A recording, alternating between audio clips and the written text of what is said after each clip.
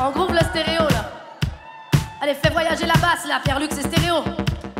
Bonjour à tous, François Olivier pour les Most à Montréal. Je suis au Stéréo After Hour pour le lancement de l'album 22h22 d'Ariane Moffat. Salut Ariane. Salut. Ça va bien? Oui, ça va bien. Moi, je viens de finir de chanter, je bois du champagne, tout va bien.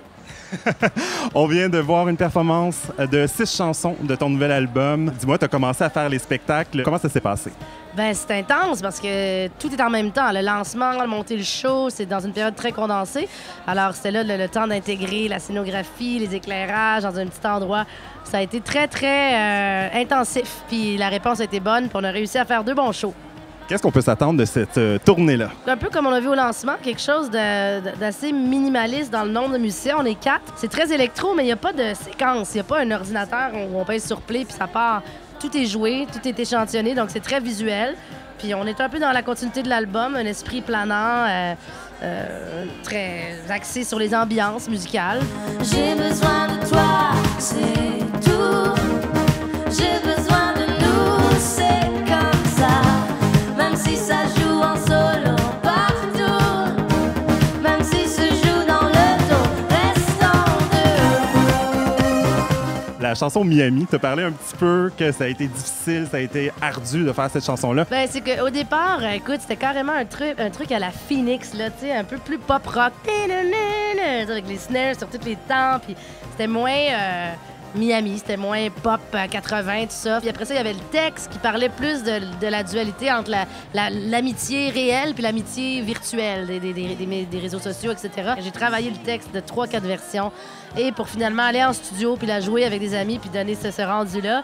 Et finalement, les gens semblent apprécier comme si c'était descendu du ciel tout fraîchement, mais ils savent pas à quel point j'ai travaillé sur cette chanson. Ça fait 1000 ans, on s'est connus enfants. Tu fais partie de mes raisons d'aimer la vie. Je vais pas laisser un acte manqué, un pas de travers nous diviser.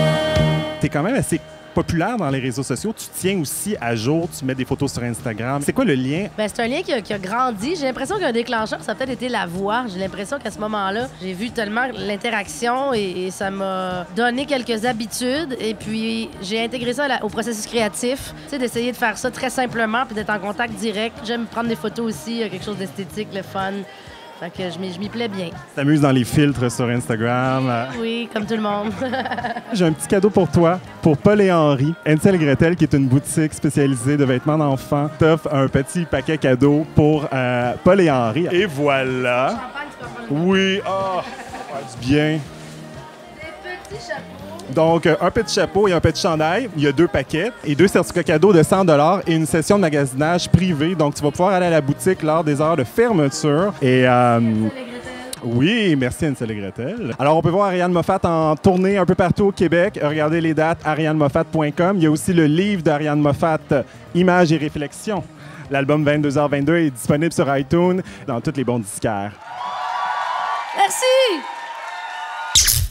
N'oubliez pas, participez au concours Facebook, aimez et partagez cette vidéo et vous courez la chance de gagner, vous aussi, un certificat cadeau de 100 $ de la boutique Hansel et Gretel et 2 albums d'Ariane Moffat autographiés. On se dit à dimanche prochain pour le tapis rouge des Jutras.